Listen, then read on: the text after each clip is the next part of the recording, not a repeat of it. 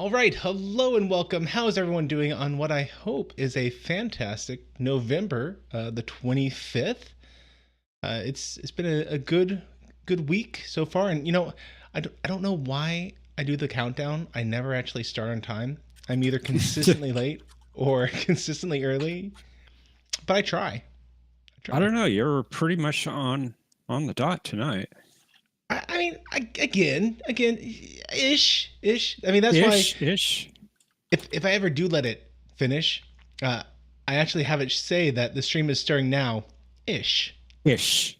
Yes, I've seen that.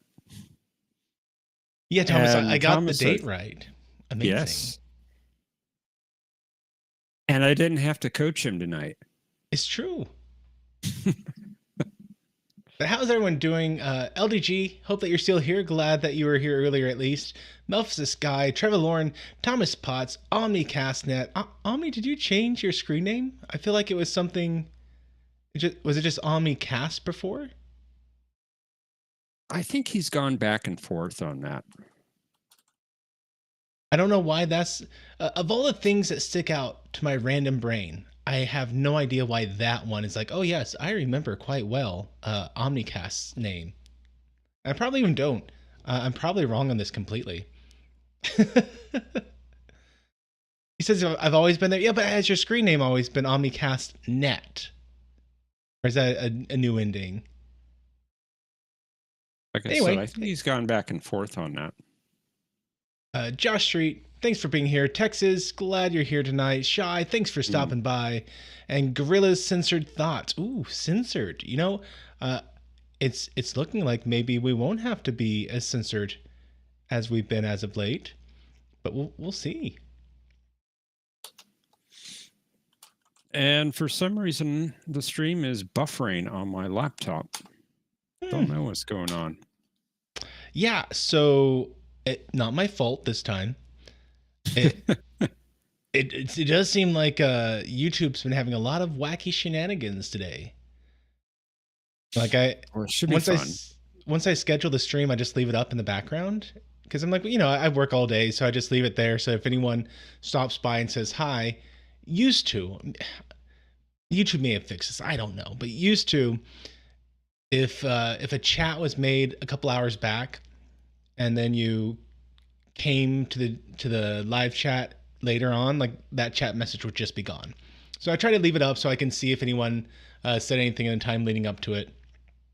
And today, I sent Jeff a screenshot, and like 6, 7 times or something, I was disconnected and reconnected and disconnected and reconnected. So crazy stuff going on. Well, I experienced 2 of those.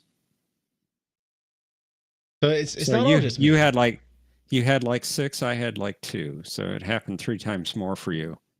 Yeah, and so I was a little worried because I got an email from my internet company last week saying they were doing maintenance. That was like on Thursday. So surely they're done by now, but now I'm like, oh no, did they pull a Matthew? Did they upgrade something just to like break half the network? I mean, I wouldn't be surprised. They probably Thomas got a has Matthew said I'm type being there. Thomas says I'm being affected by you. It's possible. I mean, A distinct possibility. y'all have seen the quality of John's Jep Nerdy streams. They have only gone up since he and I finished Sequest. Once you get away from the curse of Matthew, like the streams just improve. Is that why my internet went down about 9 days ago? Exactly. During Jep Nerdy. It's the curse of Matthew. Thanks, Matthew. You're welcome. I try to share. And no, Gorilla, I did not call you Gorilla's Random Thoughts. I actually noticed 2 screen name changes. And no, I'm wrong about one of them. All right. I try. So what's going on, Jeff? You got anything fun happening this week? It's Thanksgiving. Nothing big. Got a Thanksgiving dinner that I ordered that I'm going to pick up Wednesday. Cool. Other than that, I don't have a lot going on. Now, is Mrs. Brainy Specs getting to head this way anytime soon, or? Not anytime soon. Oh. We're still working that out. Yeah. But I do want to say hello to Anna as well as Danny. Hope Yeah, you're I was doing just well. They're asking probably about that. sleeping. Yeah, you were. They're probably sleeping right now. Has he been able to stay home and out of the hospital and Oh yeah, he's been out of the hospital for weeks. He's been back to school. He's yay? been pretty much back to his old self. Ornery at times. Perfect. Yep. Perfect 12-year-old. Joel, I just saw a comment you made. I'm gonna get the channel shut down for showing that. What? Showing what? Well, you might have seen the first message I put in chat, Matthew. I said viewer discretion is advised. I did see that. Yes. So, yeah, and I thought about talking to Amy about this episode, if she would give you permission to see it. That I mean, it's 1995 television. I'm not overly concerned about what is going to air. Okay. But Well, we shall see. I say that, I but mean, we've already seen Centauri nudity in this show. I have no comment about that. All I saw was a squid-like tentacle, so I don't know where this nudity claim comes from. Okay. You play dumb, Matthew. We'll go with it. But I was I'm gonna not saying say you're dumb. I'm just saying you're playing dumb. One disastrous time for the record. I'm like, hey, you know, this is aired on TV, totally safe to watch. Stargate SG-1, episode 1, season 1. I did not know that SG-1 originally aired on HBO, and HBO is like required in their contract to show nudity in the first episode, apparently. Like I don't know if they're actually contracted. I didn't know that, but I don't know they're actually. I'm being a little sardonic, a little sassy, but like that's the only reason I got for why they include this one scene in SG-1. Oh, Cinemax. Excuse me, Josh. It was Cinemax, not HBO. Oh, I thought it was Showtime myself, but what do I know? Well, clearly I don't know. It's just one of those. I don't know either. It's just one of those sort of channels, and so I'm so proud. I got my Blu-ray or not my DVD box set of Stargate SG-1 season 1. I pop in that first episode, and I was shocked. Yes, Joel, it was rather shocking. Extremely shocking to say the least. And now I'm like, well, I need to edit it so that someday I always just skip over the first episode when I watch it myself, but eventually my son is going to want to watch it because it's an amazing series. And I know he enjoys that sort of stuff. So I'm like, I got to edit this out. I'm sure Thomas would agree with you. Yeah. And you know, back in the day, I want to say all they did in that scene is that they did a crop and zoom. So I want to say that you still got the scene, but like instead of getting the nudity, they like cropped in on the girl's face or something. Is what I want to say. But unfortunately, no one sells the aired TV version, or else that's when I just get and be done with it. I thought it was that way on the DVD set. Maybe I'm mistaken. Oh, it is very much not that way. Okay. At least not on the one I got. It was so very shocking. And Thomas, yes, my children are extremely looking forward to the Minecraft movie next year. Well, Texas is saying I know a certain Dan would want to see that. I know a certain Dan would want to see that.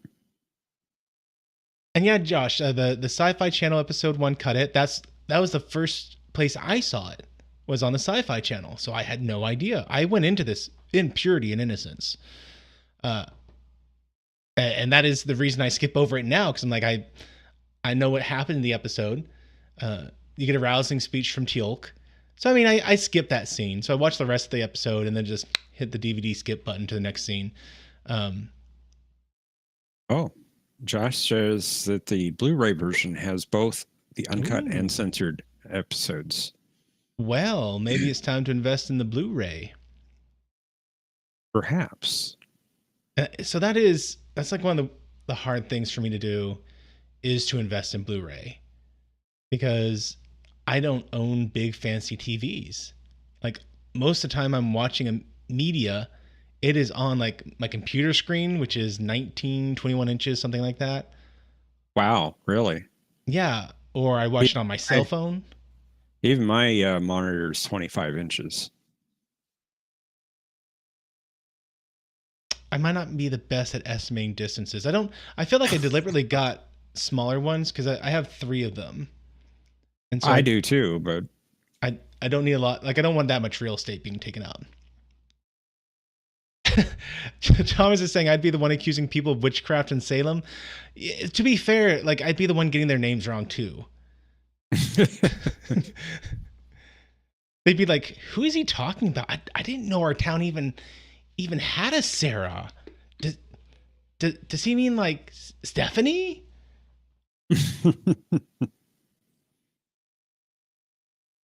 But yeah, so it's hard to justify the cost of Blu-ray because and then for like whenever I watch something on a TV, it has a built-in upscaler and it does a good enough Yeah. job converting that to a decent image. Now, if I had like a giant TV, one of those ones that take up most of the wall, all right, I might start thinking about 4K. Well, my TV is 55 inches in size. So, Nice. yeah, it is nice. 4K. It's a Yeah. nice one too. Like honestly, that's kind of the only reason I feel the need for 4K stuff is so that you continue to get that dots per inch Right. resolution. Right. So, I mean, as long as I'm staying in the dot per inch, I don't care about 1080. In fact, a lot of times I'll watch stuff at 720 and I'll have like zero idea that this isn't a high quality photo. A 720 is pretty high in resolution. I mean, especially when it's just on a cell phone, you know? It's like Oh yeah. Yeah, definitely. the only time I even care about higher than 720 on like YouTube is if I'm having to watch a tech video and then you need those written out instructions. Okay. Yeah. And then I typically have to bump it up because otherwise they do some weird compression and things get just a little too much blurry. Omni says Blu-rays is for chumps. Nothing beats Laserdisc. Bigger is better. And Joel with a Get 72 Betamax. inch TV. Wow. Get Betamax, Omni. Then we'll be talking. See, okay, Joel, once you hit 72 inches, that's when I start to think about having a dedicated theater room. Ooh, that'd be nice. It would be. In fact, I have some friends who they had a detached garage and they turned the space above the garage into a dedicated theater room. And it had just a little bit of that high ceiling to it. They did an amazing job. It's something I struggle with in envy, not being jealous over that room. And since it's detached, like you can turn the sound up and really let it reverberate and get that real theater experience instead of being like, Sweet. hey, I got to keep it down a little bit so the kids don't wake up. Oh well, yeah, Thomas, your work has the 120 plus inch LED screens.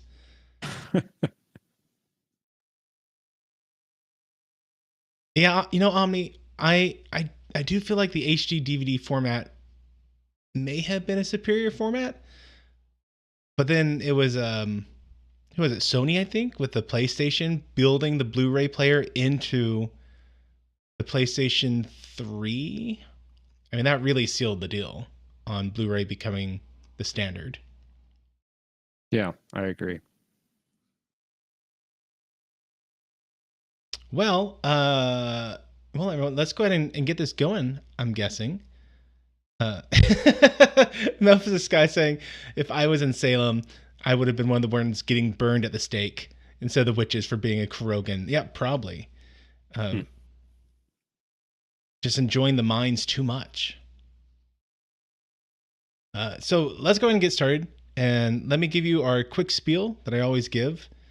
And of course, after I give this, don't worry, we will talk about my prediction that I made last week. Thankfully, Thankfully, Jeff writes this down because I do. don't remember. Well, actually, I type it out. But type it out. But I do just want to say that if you are interested in getting the Blu-ray of Babylon 5, you can get it now on Amazon for $69. Indeed. All 5 seasons. Now, they're a little dirty dog about this, okay? They're saying that this is a like 50% savings, some ridiculous thing like that. 55%, 60%, something ridiculous. They boost the price up to $135, and they say that's the list price, $135. And then they're cutting it down to $69 to get this huge price break. But it's not. It was Omni. It was never priced above $97.99. This is still a decent price break. It's like a quarter off, I think, maybe, from where you usually see it. Maybe 30%. Yeah, they're claiming 48% off. Yeah, it's not that. It's not that. But $69, that is kind of around the lowest price point I've seen it on since we started doing it. So if you're waiting for the big Black Friday sale to go and buy some physical copies of Babylon 5, now's the time. And I'm saying this, letting you know that I don't have affiliate links. I tried to do affiliate links at some point. My wife does this as part of her business, all the affiliate link stuff. And she tried to help me at one point.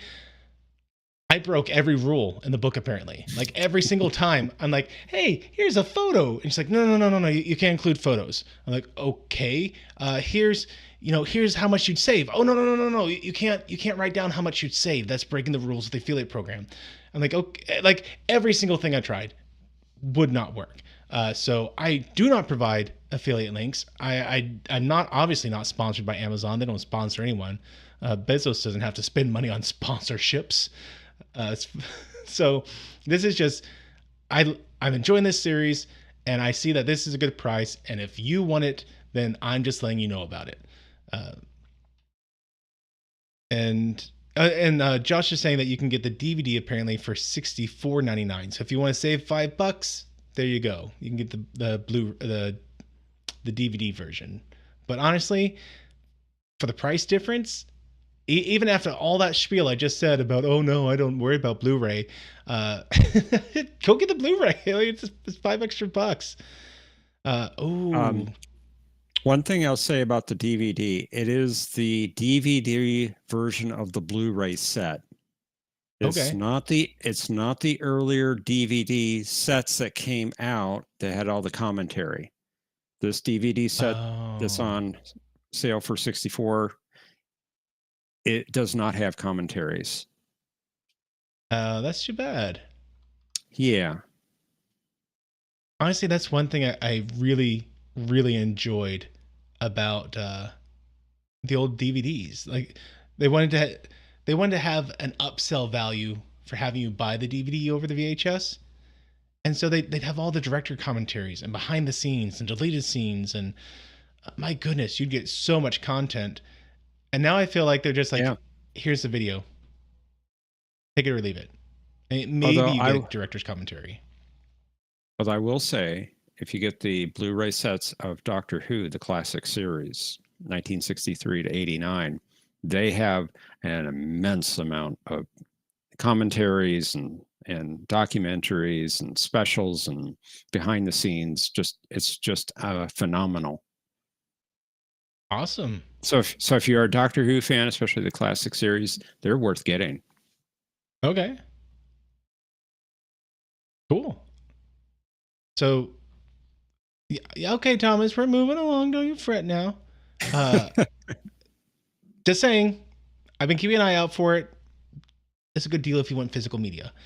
If, however, you don't want to go get the physical media, you can buy them on all the standard digital places. You can buy them on Amazon. You can buy them on Google. You can buy them on Apple. And you can watch it for free on Tubi TV with ads. So, choose the best option for you guys. If, however, you don't have any of that, you're just watching this right now with us, I got two different things you can do. First of all, I got the clips. So once every 7 seconds, there's just going to be a still image with no sound. And I say that, and I always got to check this every week. Make sure my desktop audio is muted. Yep, just pictures, no sound. And that's just so you can have some sort of reference about hopefully what's going on, whatever I'm talking about, hopefully on topic. If you can come join us in the screening room, I'm going to pin a message right there, and you can come join us in the screening room. And that way it just syncs up all of our watch time together, and the screening room is only works right now during the stream. As soon as the stream is done, that's it. You got to have your own source to watch this. The room won't work anymore. Yeah. I will say that Amazon does have the older set with all the commentary behind the scenes, that sort of thing, for $90 on DVD. Oh, interesting. For the 5 seasons. And if you get it with the movie collection, then it's $98. Okay. So if you want all that stuff, get the DVD set.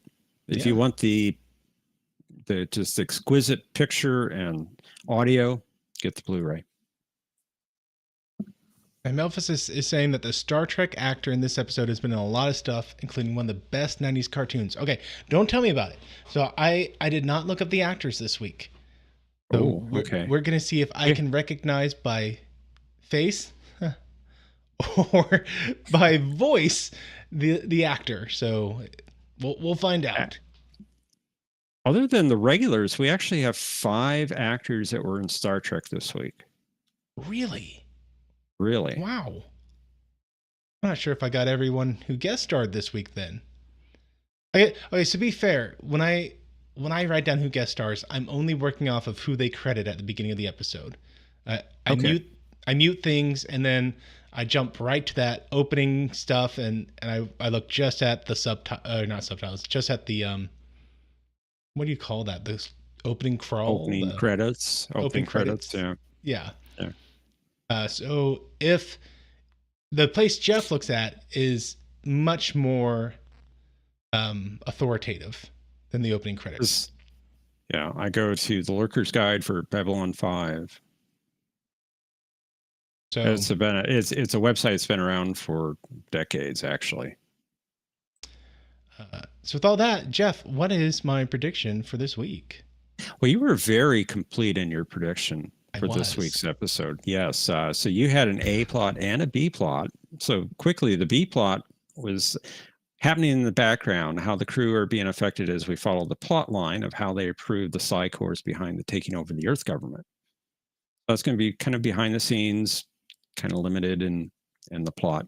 The A plot is where we get the title, Acts of Sacrifice. Jakar is a Jakar-focused episode. He's trying to work hard to get people to notice what's going on. It's going to cost him connections. All the political clout he's been building up is being spent. He will have a crossroad moment. Is he going to pursue political advancement, or will he set that aside for winning the emotional, spiritual battle for the way things are going in the universe right now? Well, I hope you guys are ready for this. And Thomas says you're completely wrong. We will see. We'll see. I think I am as right as Nostradamus in any of his predictions this week. And yes, Omni, I did. I actually typed it. I didn't write it. The fact that Jeff can so consistently decipher my ramblings is... I mean, it just shows that he is in the correct profession. If he can handle my ramblings, the little 80-year-old lady who comes in trying to print off a Word document, he has it. He can handle it. So let's go ahead. What's that? Thank you. Oh, yeah. So let's go ahead. We're going to kick this off. I'll give you a quick 3 countdown just for anyone in the future who's watching it on your own media, just so you can hit that play button about the same time I do, as if you're right here live with us. So here we go. 3, 2, 1. Hit that play button, everyone.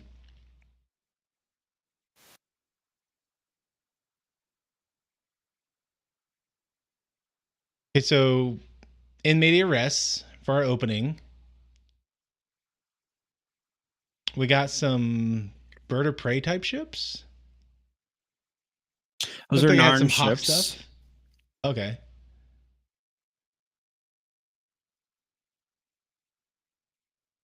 So I'm assuming this is Narn and Centauri ships fighting. Yep. Thanks, Josh. Yes, Texas is right. The wing-shaped ones are Centauri.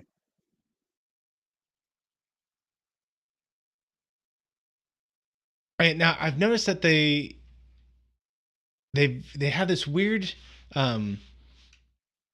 buckle on their like seat belts for their ships.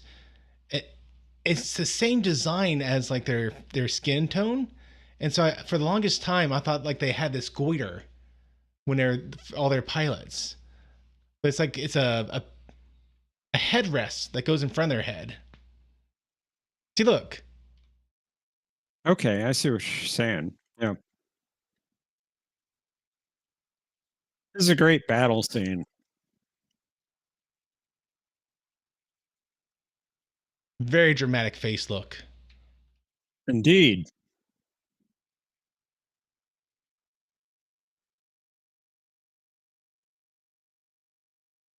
And Tex is saying, I don't think the Narn ships have gravity. Do any ships have gravity? Minbari ships do. Okay. Centauri ships, I believe, do. And yes, Omni, those visuals do hold up.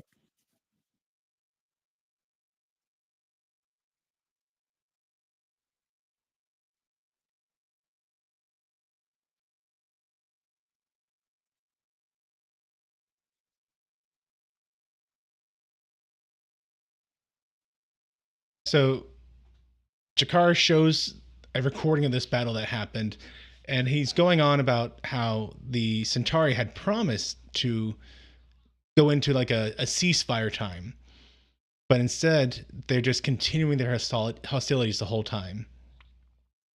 Well, And that they wouldn't target civilian targets. okay, so not ceasefire, just we'll only attack military individuals. Right.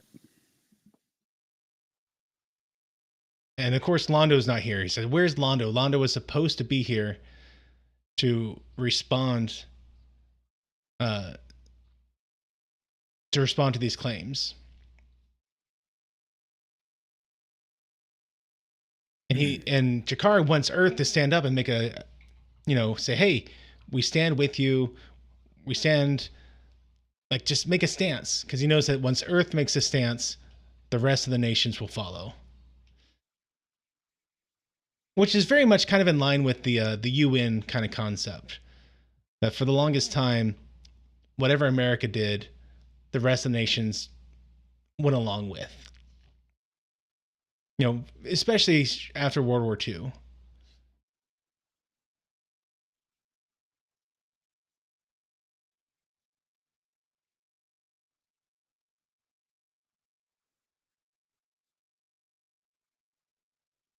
Now, Gorilla, interesting comment saying that in war there are no civilians.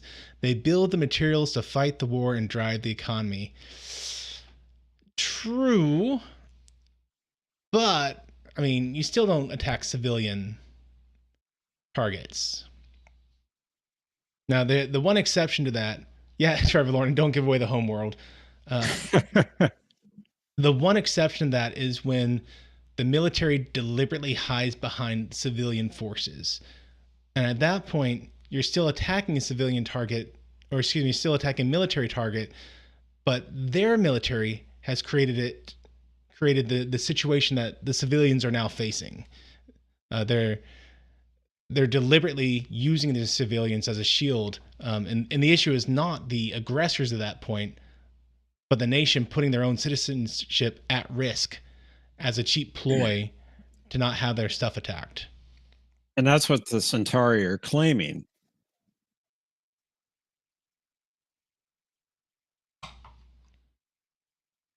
Kind of one of the most famous examples of this, and I talked about this in one of my what was it? One of my Voyager videos of overanalyzing Voyager, is that they had an episode that was supposed to be kind of a loose parallel to the way the Americans attacked the two Japanese cities. I want to say Fukushima because that's the one that's most recently in my brain, but I at least know that's wrong.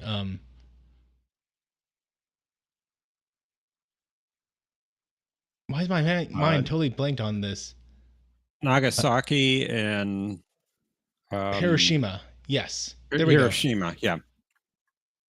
Um, yes, on the Hiroshima and Nagasaki. So in that case, the Americans hey, we're going to attack. We're going to attack. We're going to attack, and they kept trying to get the citizen. Like they talk about how it was a citizen area, but it was also like the place where they're building all your stuff. It was a major factory spot, and they kept trying to get the civilians to leave. They kept trying to get the military to take it anywhere else, and it was only after they had given them like months and months and months of warning that they finally said, "We have to do this. This is the most prime military target, and yes, it's a civilian center, but if we're gonna use this incredible weapon, it has to be in a decisive location." And so that's not to excuse away uh, it one way or the other. It's just that far too often I feel like the issue that specific topic is overly reduced to just being, oh, it was a civilian place. I'm like, well, it wasn't. Like you have to consider the full context of it before coming to a moral decision.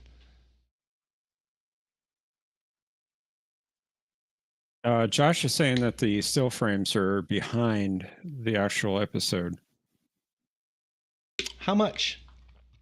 Is it a super noticeable thing, or is it like a second lag? Because I can try to fix it, but I have a law about the more you try to fix something, the worse you just break it. Omni says that they're fairly synced. Joel said it. They're way off sync. So maybe Joel is lagging a bit on the one.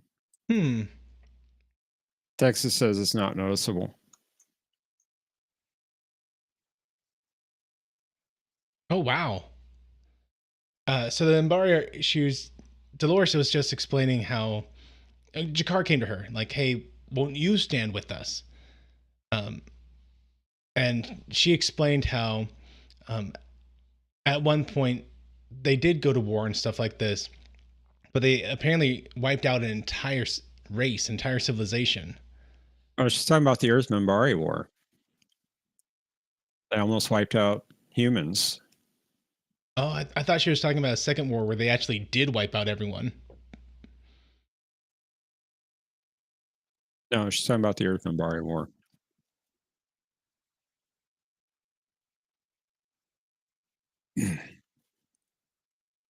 Thomas wondering what Voyager videos I'm talking about. It's a mystery. I was kind of confused about that too.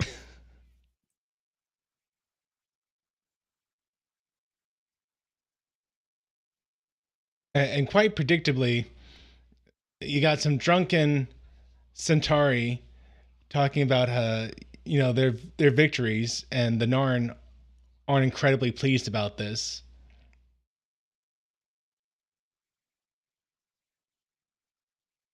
I might be so paranoid as to say that they intentionally wanted to make the Narn upset. I think they did.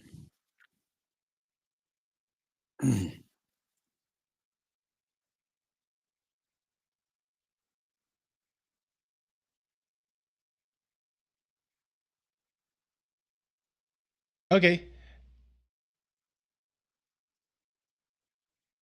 So there's an episode of Star Trek like this. I want to say a TNG episode. It was about a guy who was incredibly empathic and had three people who would speak for him. His chorus. His chorus. Loud And as so whisper. You're right, Omni. that's what this guy is. Both these actors were on Star Trek.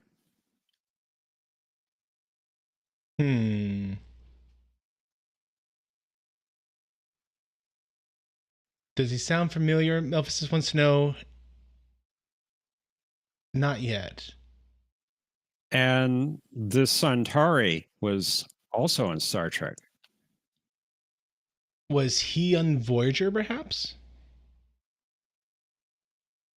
This one was on TNG. He was Tarman in Violations. He was the telepathic historian. See, I thought he may have been in Voyager, the one on the hospital planet, the overseer administrator guy. No. No, this is David Sage. He played Tarman in Violations on TNG. Season 5.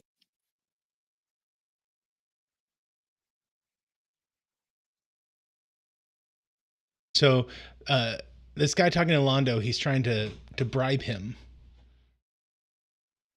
So Londo is gaining power and prestige.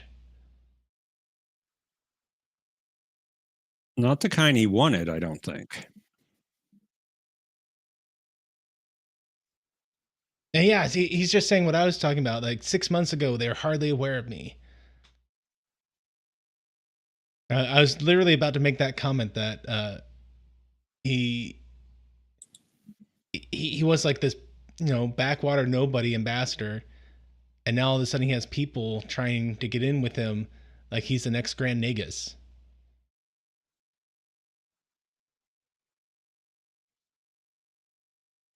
And Omni, that's a good call out.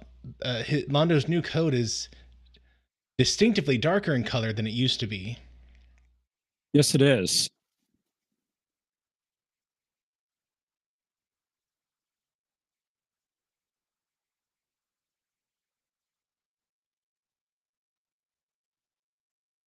Yeah, no more fun purple.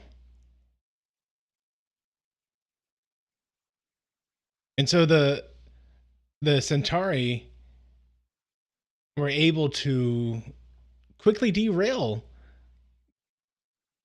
the humans coming onto the side of the Narn very swiftly there. At least they put in a major roadblock just now by getting to a deliberate fight with these people and then provoking the Narn into continuing the attack. A human just killed a Narn. That's a huge issue in a time of war.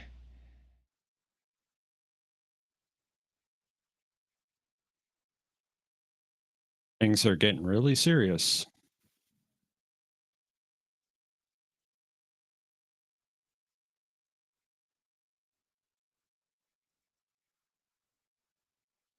And so he's actually bringing up something that is extremely interesting in real life.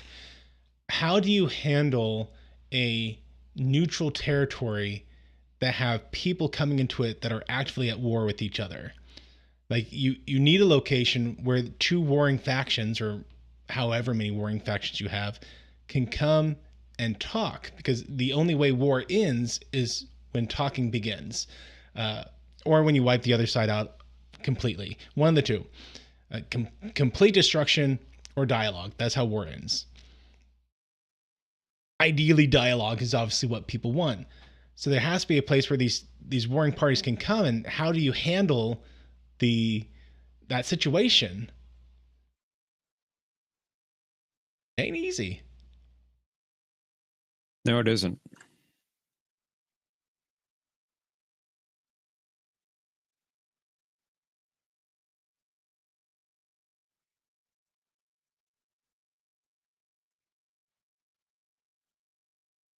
So Dr. Franklin is aware of this, that there's some sort of intercultural symbiosis, is what he calls it.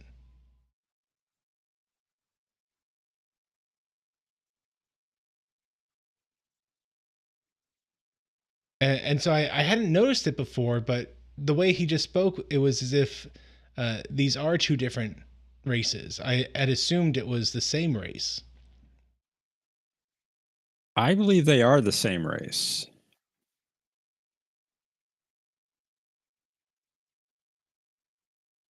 I believe they're both Lumati. Okay. And Thomas, I think this is actually a good scene for Dr. Franklin.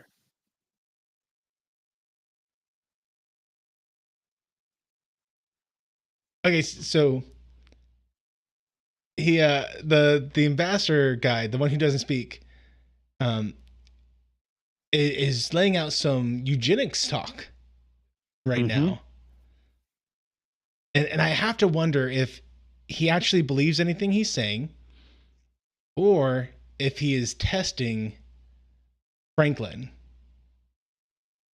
And as Ivanova walks off, she goes, "I'm sorry," she whispers. Um, but what they're talking about is the ambassador saying, "I don't understand why you'd spend so much resources to save potentially inferior races. Like, what's the point?" And Franklin obviously correctly gets extremely upset by that kind of talk, saying, "Well, are you trying to tell me that if you saw a child from a so-called lesser race who was dying and all you had to do was move one finger to save that person, you would be unwilling to do so?" And the ambassador takes the position that yeah, they'd be unwilling to do so, but I have to wonder if that's like if I was a brand new ambassador and I really wanted to see what these people believed, I might go in a little provoking as well.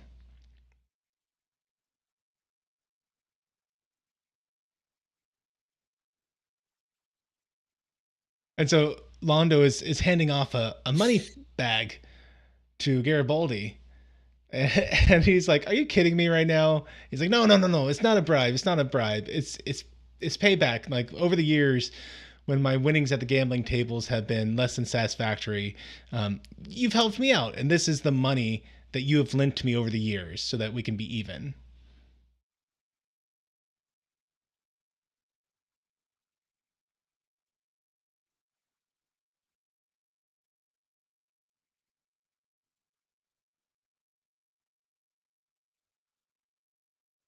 Hey, hold on.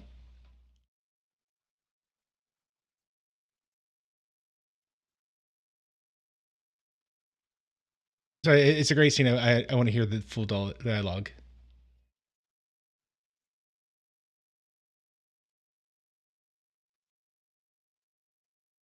Okay, so basically, what's going on is Londo is really coming to uh, understand the weight of what he's done.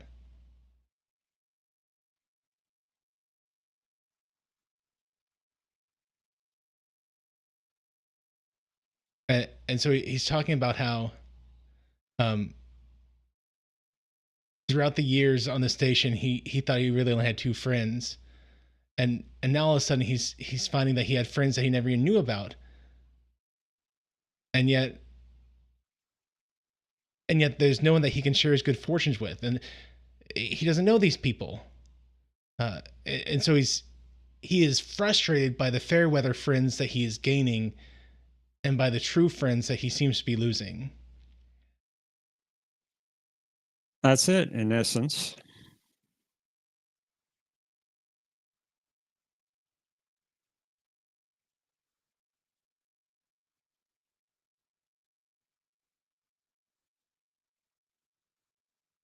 And and so Garibaldi, true Garibaldi fashion, he says, "Okay, um,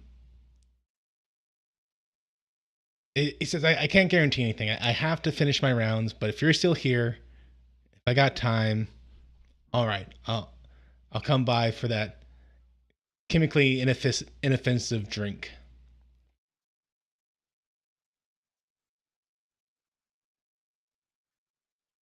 And so yeah, I great scene.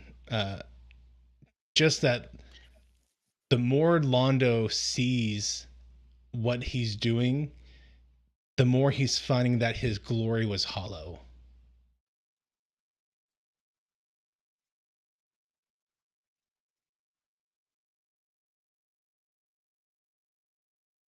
A lot of good scenes in this episode.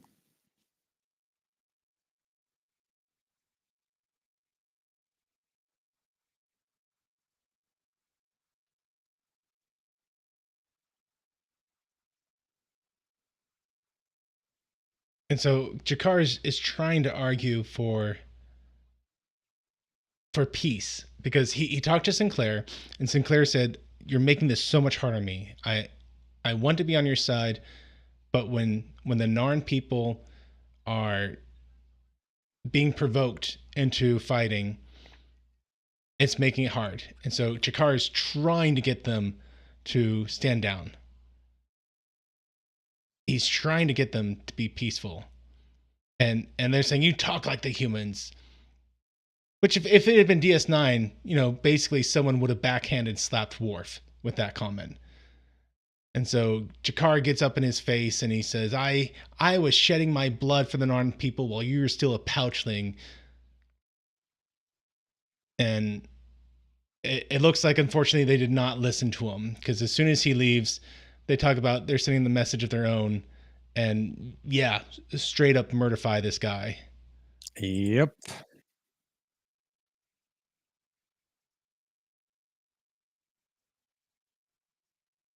And so now they're going to attack in 6 hours, and when they're done, there's not going to be one Centauri left alive on this station.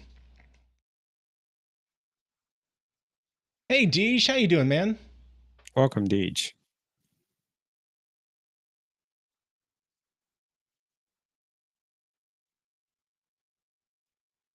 It's going to get harder and harder to talk over this series. It really is.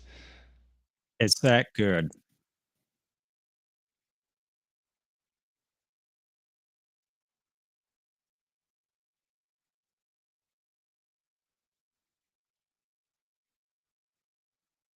And so Dr. Franklin he's just going over the murder weapon that was used that we've already seen.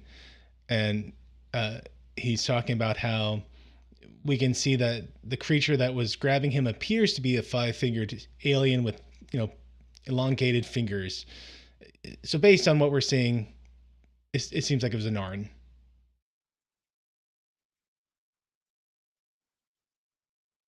And so Garibaldi is ready to move and try and put out the word and arrest people. And Sinclair's Sinclair Sheridan. Sinclair. Sheridan. So close. JSPS, At least I caught it. I'm like, wait, no. The Sheridan. Oh, poor Londo. Poor Londo, but see, really? He did bring it on himself, yeah. He did. But you feel sorry for him still. So Sheridan is saying, just give me the time to move from what we know to be able to prove it. Because if we can prove it, hopefully that will give me enough time to calm things down. And Londo, he stayed there the whole time, but of course, since this happened, Garibaldi wasn't able to come. And so the ambassador has come to talk to Ivanova, and he's saying, well, I understand that you're probably only showing us the best things of this place. We get it. We're pretty amazing. But there's a certain amount of privacy we expect. And he's fingering a silk negligee, it looks like. And she says, if you feel like I've only been showing you the good parts of Babylon 5, then just pick a spot at random and I'll take you there.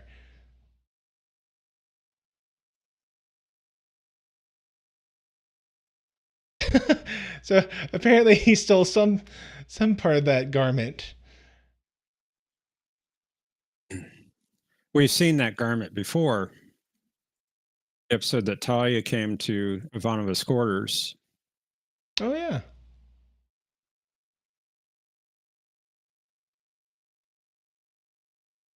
Yeah, and Deej and Thomas are pointing out that no one listens to Zathras.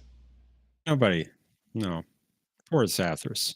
I love this guy. He's got all these fans behind him. What's that all about? It's just the IT guy. He's down in the server room. Oh, okay.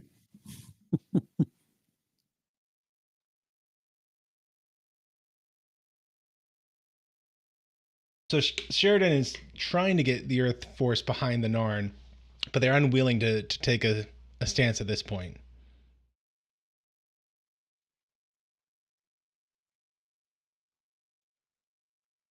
No, Finally that is seeing not. Natoth again. Is that Natoth? Yes. I remember we had an actress change in season 2. That's what it, okay.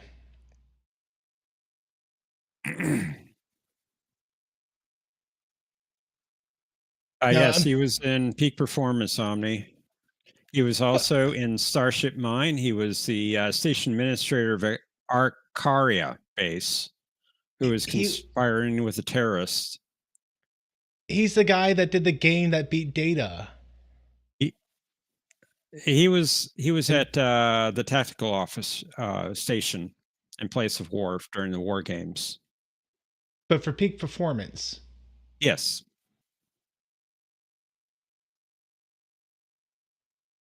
Um Now He also unfortunately played a guard in a Voyager episode named Resistance. okay. Unfortunately with Natoth's new character, her voice is just a little bit too high now. Yeah, The I agree.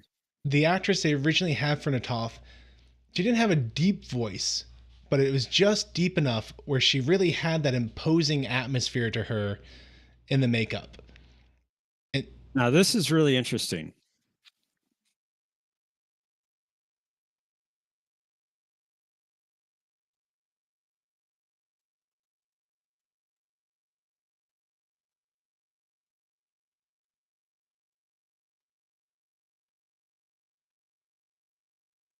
and so now the guy is talking for himself. And it was just praising her for all the wrong reasons. Uh, he was saying that these lower decks are amazing. That you have created a workforce for yourself that is powerless to defend against you. And because he believes that they have created a de facto slave force, he's willing to talk to her for the first time. They were segregating the lower end of the population, the less desirable, the ones that you wouldn't want to procreate.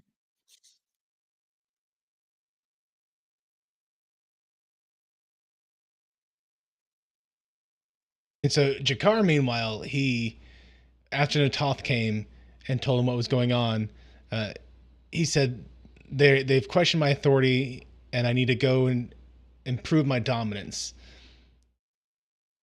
And they're trying. I'll give them a minute here, but I will say the Klingons do a much better job of getting in each other's faces. It's just a different fighting style.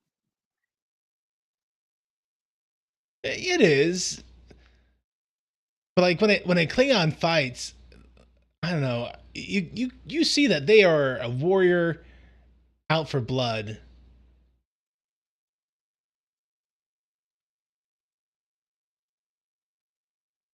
Whereas this guy just did a leapfrog over Jakar's back. I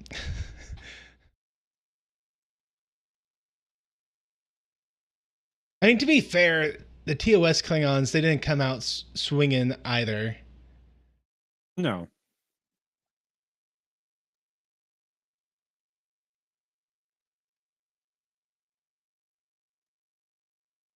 And Jakar says, "Everyone go back home.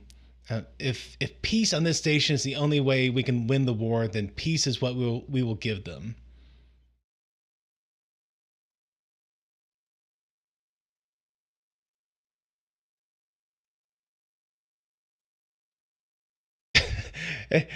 And so the loser is a poor loser and takes one final swipe at Jakar and he goes, "It's okay, I'm all right. It was a some race blade, so it was poisoned, but I think I'll be okay."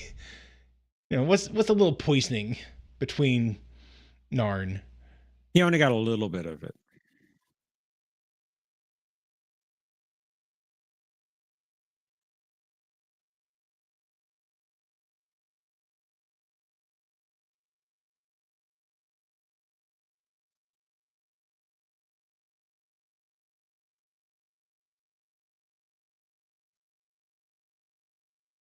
Yeah, Joel, it's just but a scratch.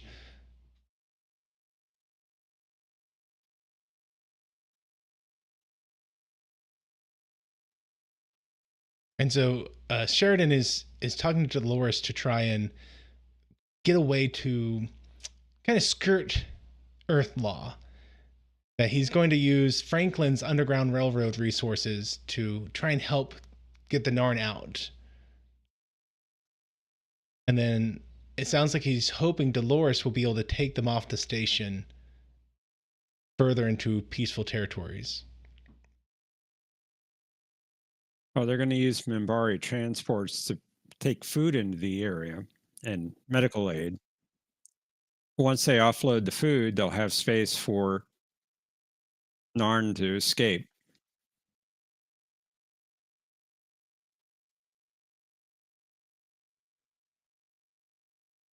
I got a little ahead of him.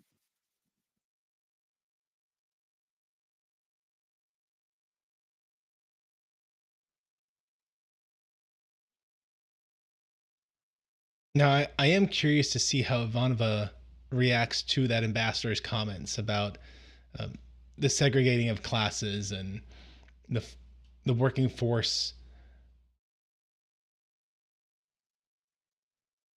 I'm curious to see if that creates any sort of change.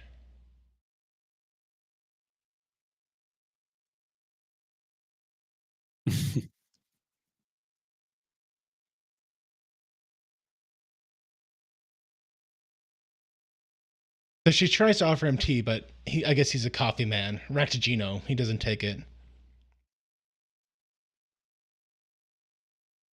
Oh dear.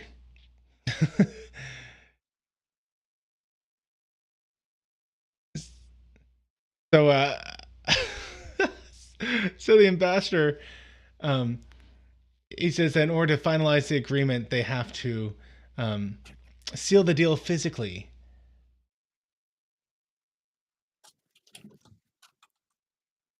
And so she calls ops and pretends like they're calling her, and oh yes, the Pat Morale deal. I'm on my way.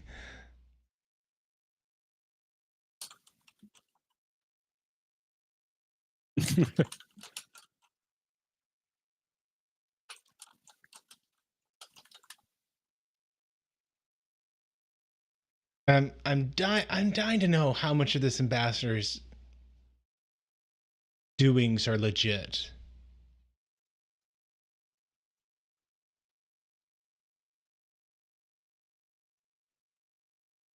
How is she going to get out of this one?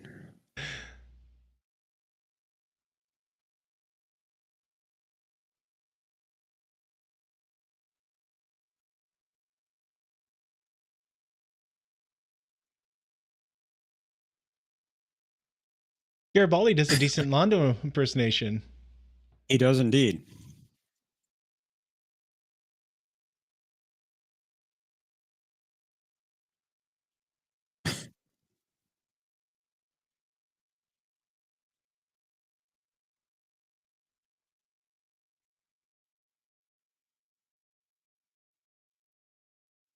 Apparently, this kind of thing went all the way back to ancient Egypt in our history.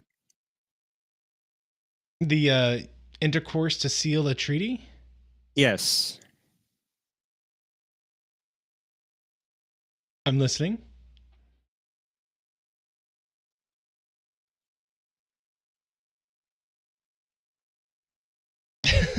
so Franklin, he's offering like, oh, I can make you sick if you want to get out of this. They don't know anything about our biology, and she's like, oh, that's it. So she clearly has some sort of trick in mind. And meanwhile, Jakar is in great pain.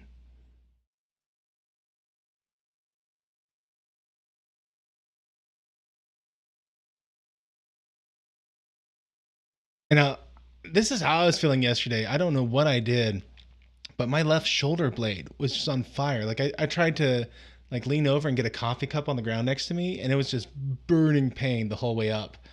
Um, I'm sorry.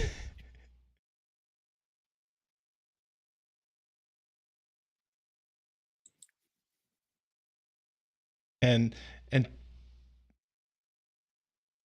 and Jakar is he's talking about, look, we work in the rules and things go in our favor. This is amazing. It's wonderful. And then we can see immediately that he is so disappointed in what they're doing, food and smuggling the Narn people out. He thought that he was going to be aided with ships and military forces. Andreas, his acting in this episode is amazing. He is on such a roller coaster ride, highs to lows to highs to lows.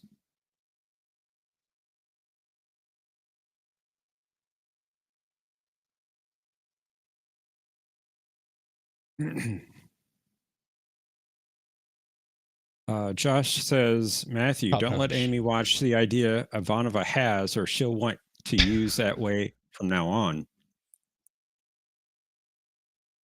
And yes, Omni, he is a superb actor. Just a top-notch moment here. Is he laughing or crying? It looks like a little bit of both.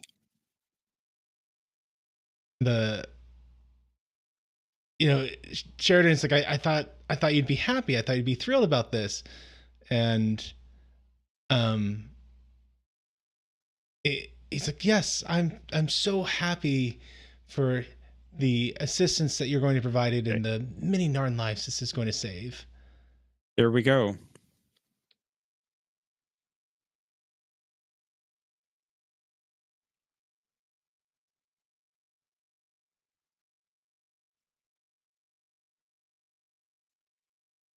And so about it more than they do.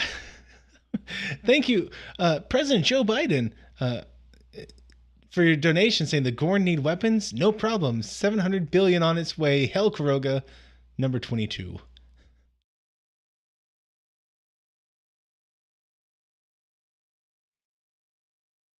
And so Ivanova is she's claiming that she's on board with sealing the contract the way that they do, but she'll do it his species style and not human style. He doesn't think he could handle the the human style. And so she's just making him nonsense as she dances around him.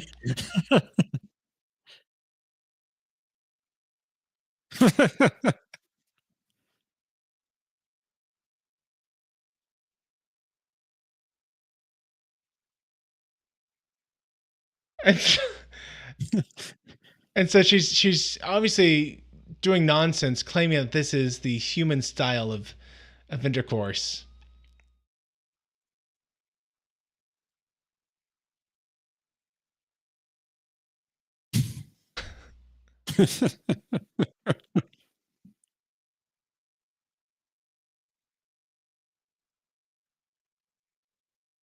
And so she claims it was amazing.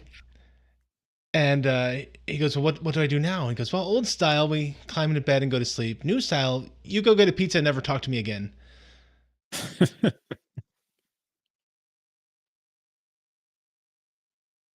And he goes, I think I'll try the new style.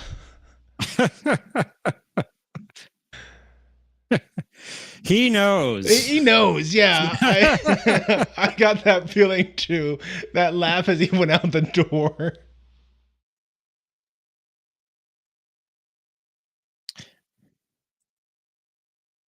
And hey, Putin's cat, how you doing, man? Apparently, they filmed that 3 times. The first time, the crew was absolutely breathless from keeping from laughing.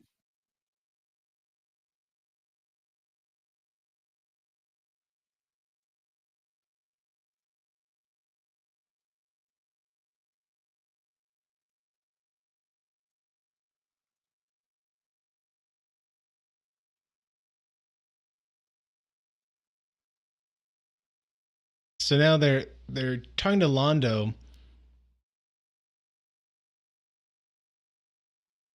hoping to get him to let this very quietly blow over. And it seems like he's on board. He's like, the guy knows nothing, or the guy has no family at home. He knew he's trouble, and he'll deport him and send him to the front lines. His possessions will be seized, and yeah, it seems like maybe Londo's coming around, realizing who his true friends are. And he's trying to redeem himself any way he can. Josh, there's a boom today. I don't know about that.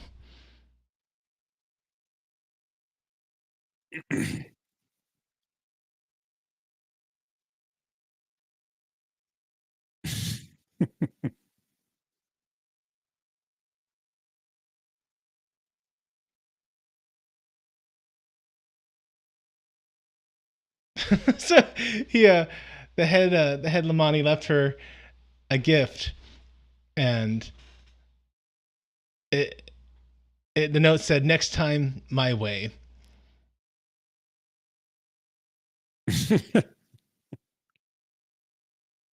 Oh, and here comes Garibaldi to hang out with Londo.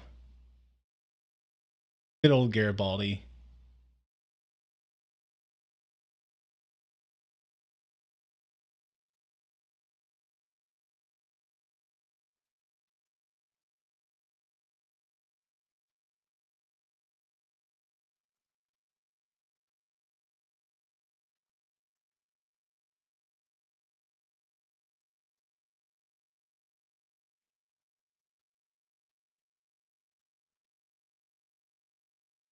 And Londo's trying to play it off cool.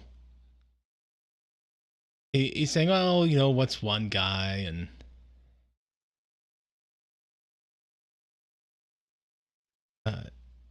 in the grand scheme of things, and besides, it's good to have friends, isn't it, Mr. Garibaldi? Even if only for a little while, which kind of puts the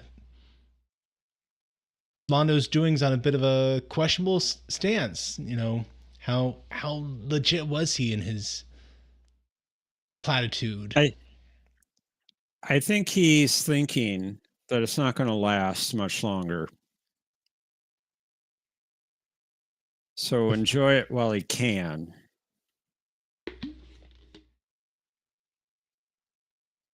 So, I was right in that it was a Jakar centric episode. And that's about it. I think you got a lot right. Now the B plot, the B plot wasn't there, but I can see why you would say it would be. Yeah, Ami, it was the quietest casino, but I feel like that was the point, showing how Londo was staying there long past the point of fun, just showing like how lonely and alone he was. Yeah, and Thomas wants to know everything I got right. Well, you said it was just car focus, which was right. He would try to work hard to get people to notice what's going on. He was. It's going to cost him connections. I think it has cost him some connections. All this political clout has been building up, is being spent. That's kind of true. He'll be at a crossroad moment. He could have gone one of two ways. He could have sided with his people that wanted revenge on the Centauri, or he could have taken the more diplomatic route, which he did. So he was at a crossroads. So I'd say you got a lot right here. I think you're being generous with interpretation of some of my predictions. I appreciate that. That's how I interpret it. Yeah. Cassilis is such a powerful actor, as Kay Roberts is saying. Yeah, that was, I loved his, I don't know, was it like 3 minutes they gave him of just like, it's all worth it. I have a burning sensation in my back. I got poison in my body. I have stitches probably. It's all worth it for this moment. the Earthlings are going to stand up. They're going to make a public declaration standing with Narn, and the war will stop. Or at the very, if it doesn't stop, we'll finally be in a position of power again, such that we're moving toward a cessation of hostilities. Because, you know, the Centauri, they might hold out for a little bit longer, but when you have that many people rallying behind Earth to come alongside with us, we're finally going to be able to maybe come back to the diplomacy table, maybe end it all together. And then we're going to operate in secret. We're not going to stand with you at all. And just the fact that he was able to take that gut-wrenching moment and act it out perfectly. Like, it was superb. Yes, indeed. And I think this was somewhat of a Londo episode, too, because we're seeing what he's going through. He's losing the friends that he had. He's finding people that want his help. They're claiming to be his friends, but they're really not. He's finding how he's lonely now in a different way than he used to be. And he has his power, but is it really worth it? He's fighting all that. He's trying to figure all this out. So I think it was just as much a Londo episode as was a G'Kar episode. And you find that the two are very interlinked through the series. Josh says I was stretching it with your prediction. I might have a little bit, but I think he got a lot right. I really do. So I do like that they are developing. I guess I should say, I feel as if Londo kind of had a climax in his power moment when he had the dream or vision of his death with G'Kar's hands wrapped around his throat. I feel like at that moment he realized it didn't matter if he was the emperor. It didn't matter how long he got to have that power. His end was still death, and it was death at G'Kar's hand, and he didn't like that. Like, I think that really shook him to his core. And I think that combined with the techno mages, with the prophecy they gave of the hand reaching from the sky, and that was obviously in his dream as well. The stars. Yeah, I think he saw that, and it really seems to have horrified him. And so now we're seeing the weight of like, this isn't what I wanted. Like, I wanted power, but now that I have it, this isn't what I thought it would be. And exactly. And I love how well they are showing this. And it's really interesting to see, like, are they going to allow him to truly come back from this? Or is he going to justify and double down? And we're going to find out that everything we're seeing right now, where he's trying to make some overtures of peace at the end of this episode, just that last line, it really put a darkness over his actions. Yeah, it does. And I love that, because now we're sitting here going, wow, I wonder what's about to happen, instead of like, okay, well, that plot line's done, and now he's coming back to his senses. It's like, no, we don't know.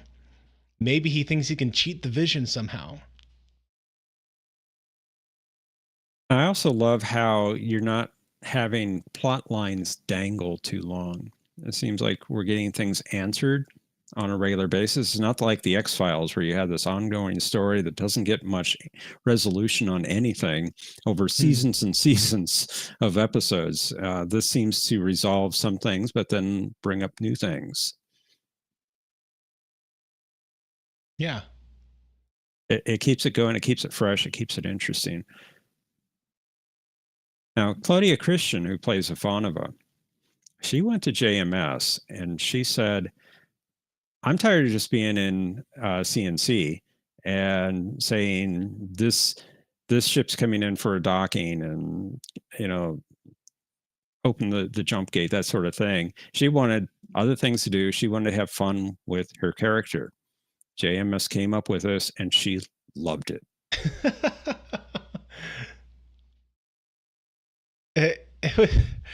Do you think they gave her the lines, or if they just gave her the instruction, like, we want you to be ridiculous, like, here's some general things when you're trying to fool him into thinking this is how humans have intercourse, and we want you to just be absurd as possible.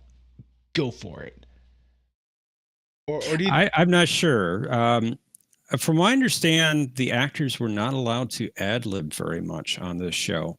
Now, this might be a scene where she was given a little more leeway. I'm not sure. It'd be really interesting to know that. And Omni, I don't know. I've not seen the DVD commentary for this episode. Maybe you can help me out here. Did they go into that at all in the commentary if you've seen it or listened to it? Josh Street, yeah, I think they did resolve a lot of the plot lines in the X-Files, although they left some of it kind of ambiguous. Hello, John. Welcome. Hey, John. Now, I think I mentioned this before. I haven't seen the X-Files. Okay. But I did see one clip just this week where apparently as Mulder, the woman, walks into a gas station, two cars. That's Scully. Scully is the woman. Excuse me. Fox Mulder. Okay, same person. As soon as Scully walks into a gas station, there's a car wreck just behind her, and apparently it was an accident in real life. It was supposed to be one car pulls out, another car comes screeching in right behind it, a near miss. And they messed up the timing, so they had a wreck. And so in real life, she turned around, and because things were supposed to be chaotic anyway, she like ran with it, and it really just made the scene work so well. Really, I've never heard that story. That's really cool. I almost dropped a link to it. I hope nobody got hurt in that accident. No, they were fine. Like as soon as she saw they were fine, she was like, "Okay, I'm just gonna keep the scene going then." Interesting.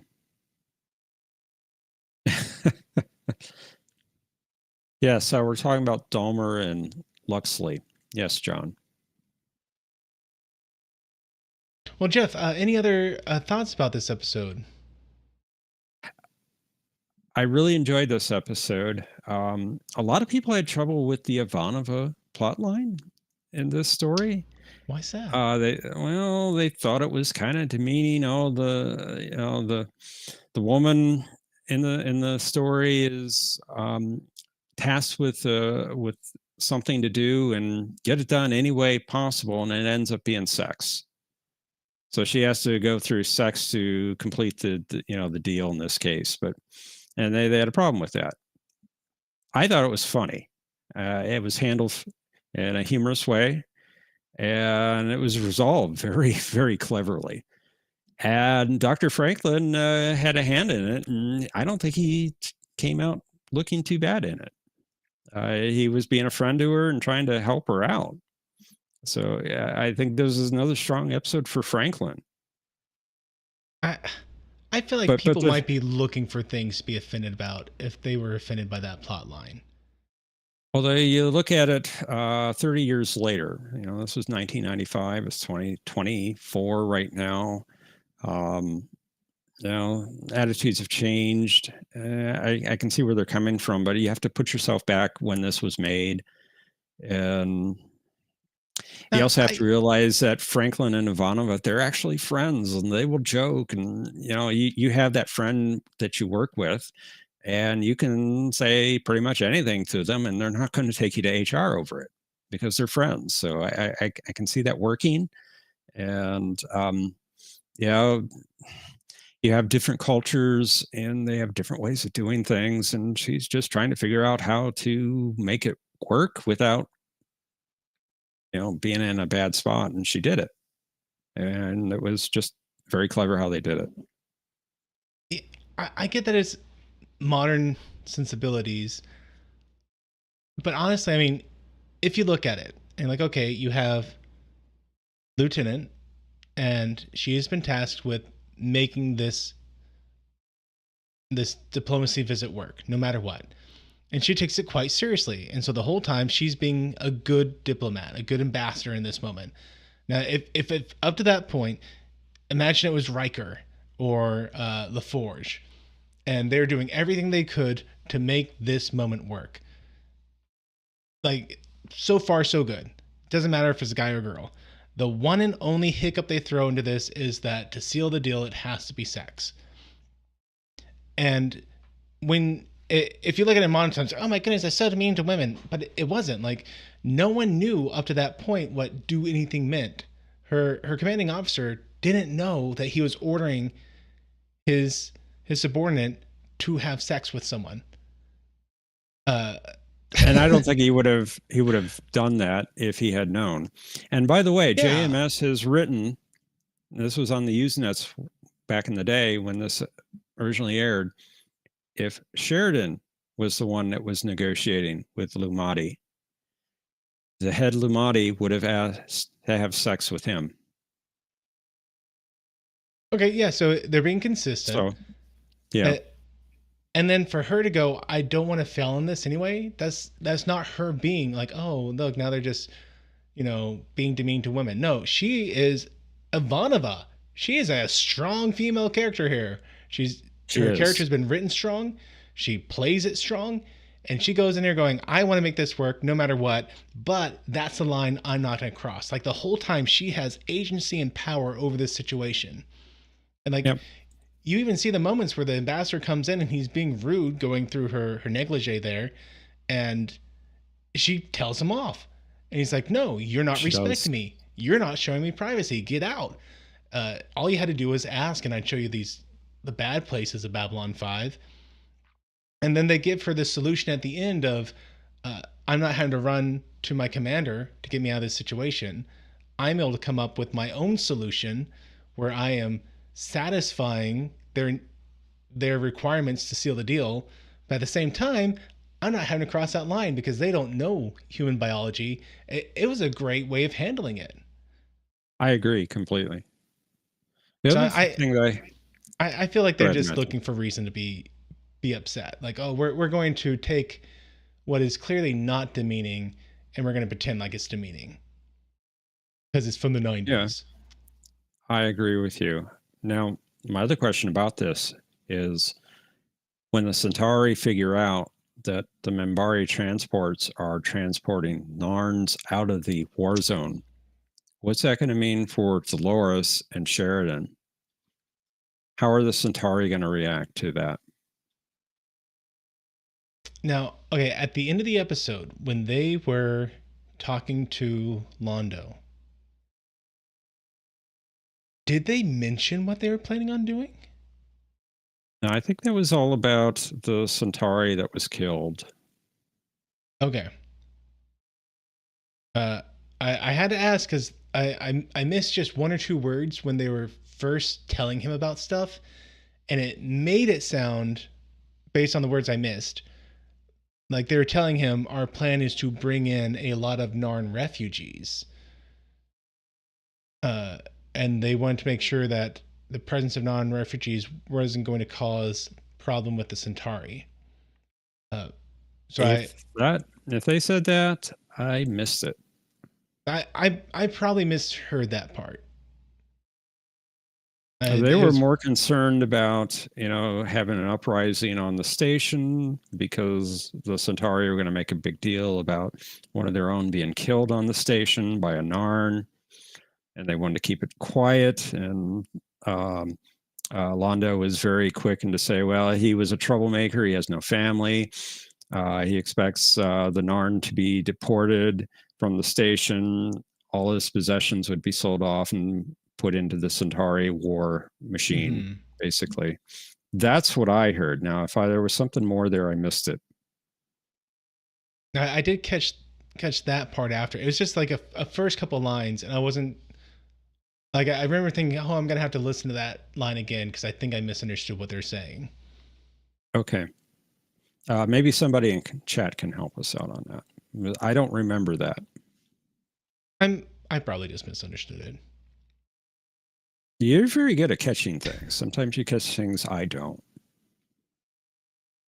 And yes, I did say that, Thomas, before you comment. Joel says, let's get JMS on the phone. Okay. Oh, yeah. I think I got his number somewhere. Where's my phone? I don't have it near me. Sorry, guys. Funny story about JMS. I have a coworker at the library, and she had two friends that were getting married. They were Babylon 5 fans. And she wrote to JMS to write something for their wedding ceremony, and he did. And they read it during the ceremony.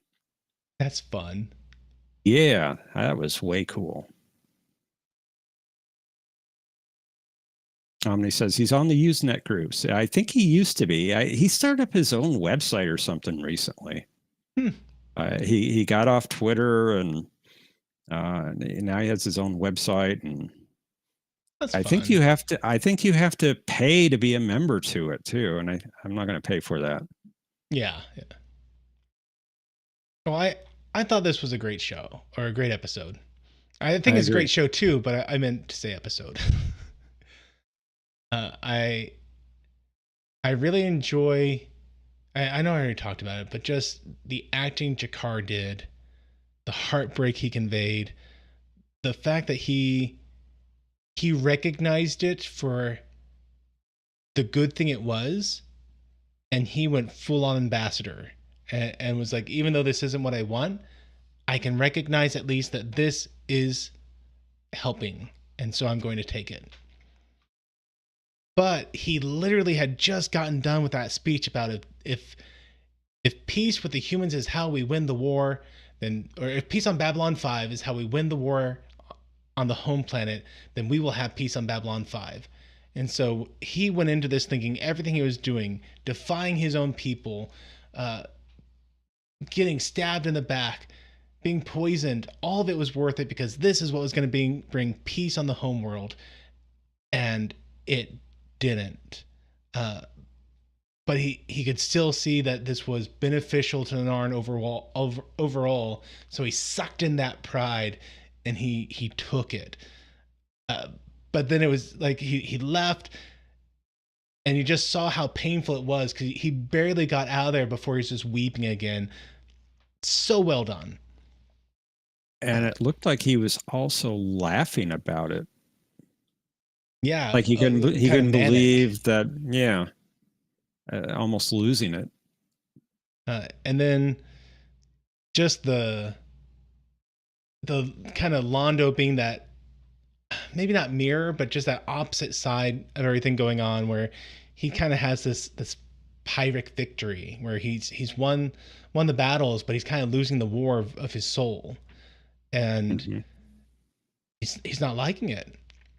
And I think it was Omni was pointing out the darker robes that he's wearing, or darker jacket, just kind of as a visual representation of him going down this path where he's not the fun guy anymore.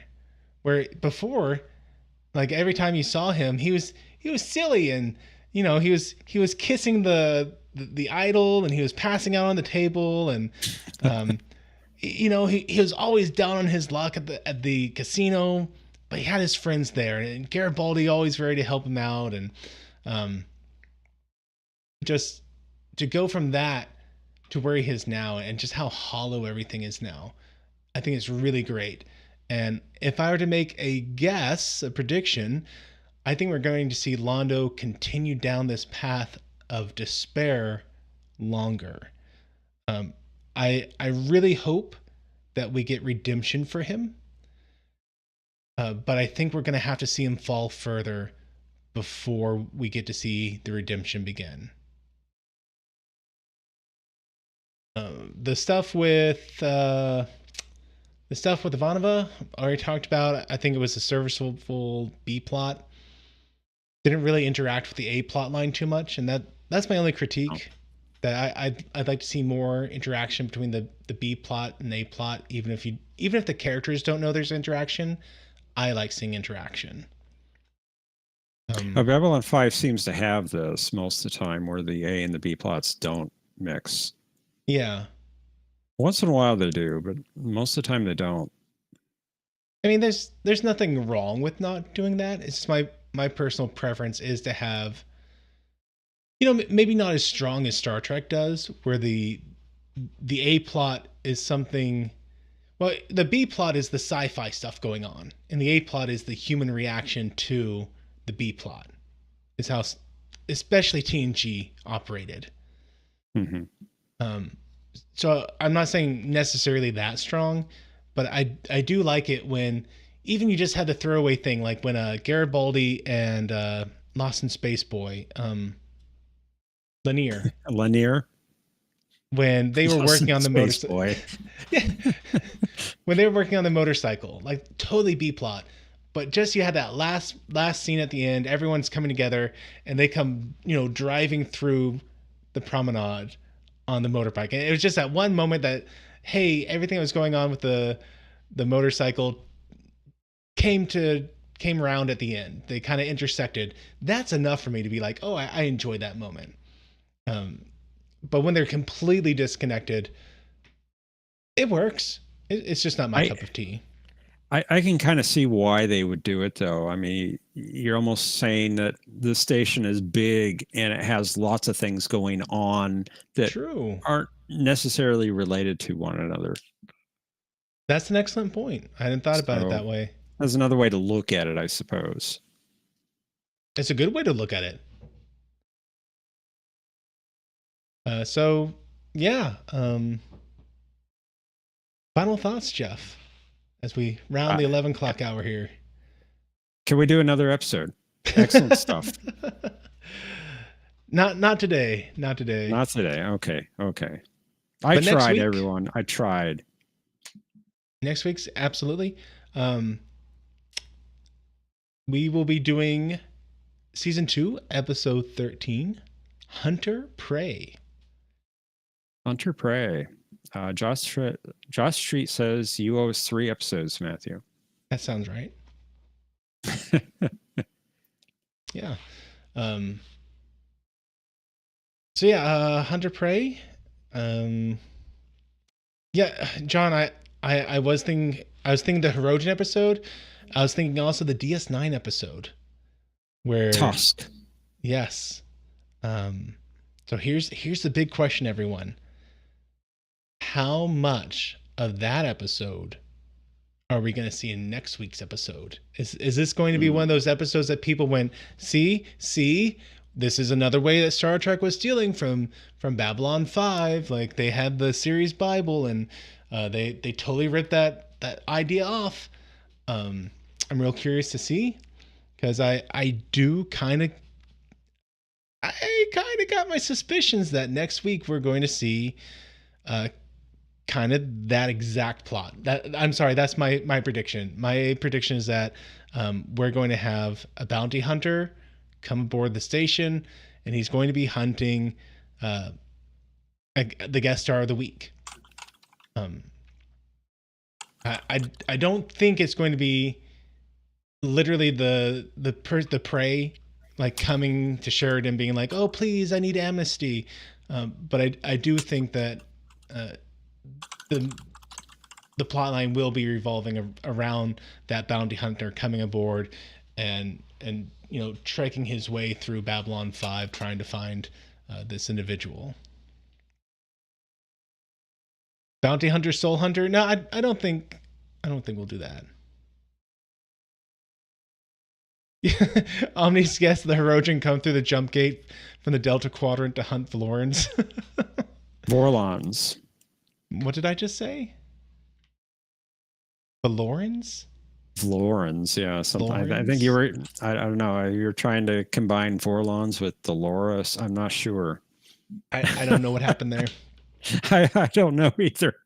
I think bedtime is what happened there. Okay. Okay. Matthew's easily distracted story time. When you first wake up, can you read? I do have a bit of blurred vision when I wake up, I will admit. I mean, not blurred vision. Like when you can crisply see those letters, can you read the word when you first wake up?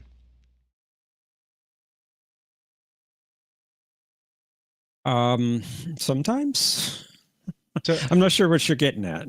So I asked because every single morning, my alarm goes off, and Android. So I got 2 options. I can hit the snooze button or I can hit the dismiss button. I cannot read for about 30 seconds. Like my dyslexia is strong when I first wake up. and I'm looking at the letters, and I cannot tell. Like I got the laser eye surgery, so I can see now. And I'm looking at them, and the letters are clear, but like I cannot tell which word is which. It's the weirdest thing. I don't have that problem. I do have a bit of a blurriness when I wake up first thing, but it goes away very quickly. Yeah, for me, it's like someone just like banged on the keyboard for 2 words, and it takes me about 30 seconds for my brain to wake up enough to be able to read. Which I feel guilty because I'm like, Amy's trying to sleep still. I'm waking up a lot earlier before her. So I usually make a guess, and if I snooze, I mean, I just turn the alarm off. It's fine, but it's weird. No, I can't say I have that problem. And Joel, his spoiler is that Elmer Fudd is going to come to Babylon 5 hunting wabbits.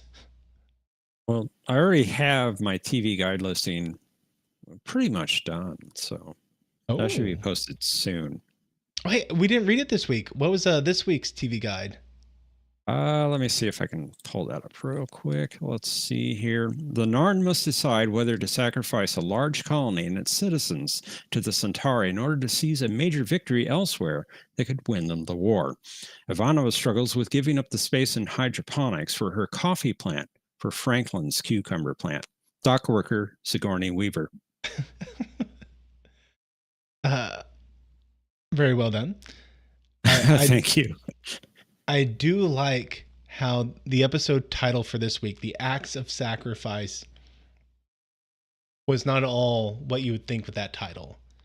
That instead, it was Jakar having to sacrifice his pride, basically, and his own relationship with the Narn people aboard the station for what he thought was going to be a major victory.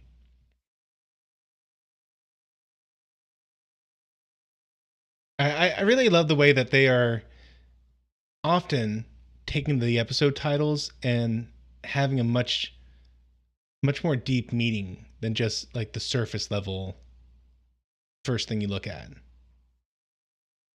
Well, there was a lot of sacrifice in this episode. You look at the first scene where the Narn cruiser gets in between the Centauri warships and the civilian ship. True. And they sacrifice themselves for it.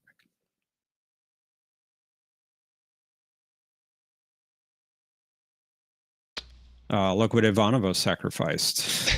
Her dignity, pretty much, in this episode. Speaking of putting aside pride, wow. So, and a lot of sacrifice. That passing laugh from the translator guy. Just perfection. A lot of great acting in this episode.